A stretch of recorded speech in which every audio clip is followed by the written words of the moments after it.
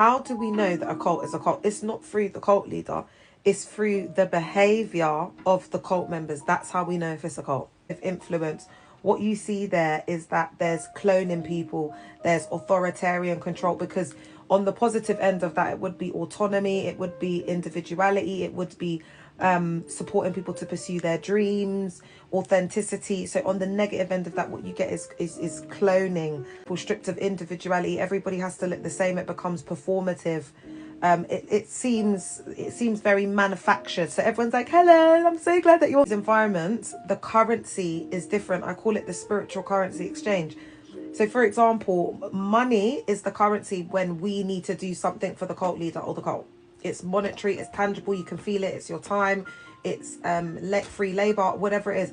But when it comes to them doing something for us, oh, come, let me pray for you. It's never tangible. It's always invisible blessings. Or there's a transcendent belief system, okay? And then the first thing that they do is a thought reform program. And they say to you, okay, this is the infallible truth of the canon Bible.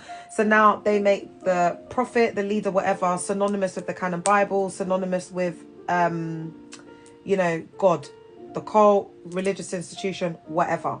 So when that's all tied in, then you are indoctrinated to see that prophet, that cult leader, as the ultimate authority. So that cannot be questioned.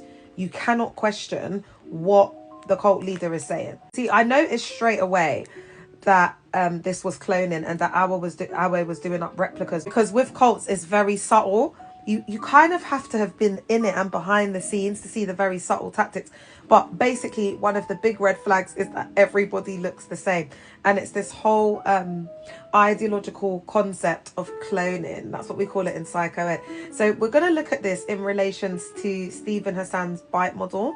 And that's looking at... So basically, Stephen Hassan has created this model to look at how cult leaders assert authoritarian control over behavior, information, thought, emotional control.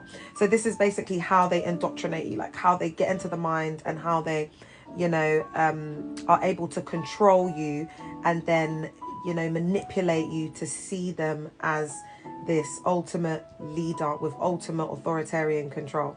The concept of the negative influence or cloning looks like this.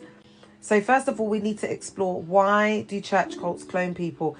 Usually what they say goes, and what they say is right. And this is usually projection, deep-rooted insecurities and resentment. Usually the MOG has spent like so much time in like building this ministry, like being with the members, like MOGs, WOGs, first ladies, whatever.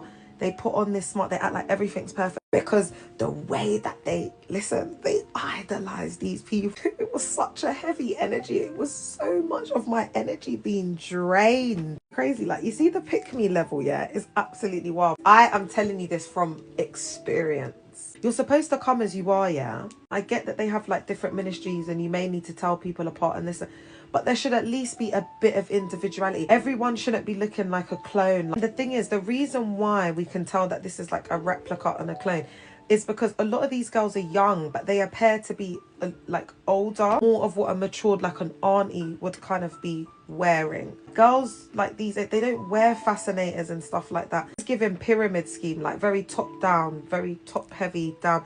It doesn't give that there's autonomy. And I know there's no autonomy because they've got another ministry where the uniform is found. Have tailors in there as well. Got to purchase the stuff and it's all the same stuff. Shoes, this and that. So you've got to have the money. You've got to have the income to be paying for the uniform. If you've got like single mothers on benefits or unemployed or whatever, they're going to most likely put them in the ushers team because more time they're wearing the shirt and then it's the scarf. I don't know, man. I'm not feeling it, innit?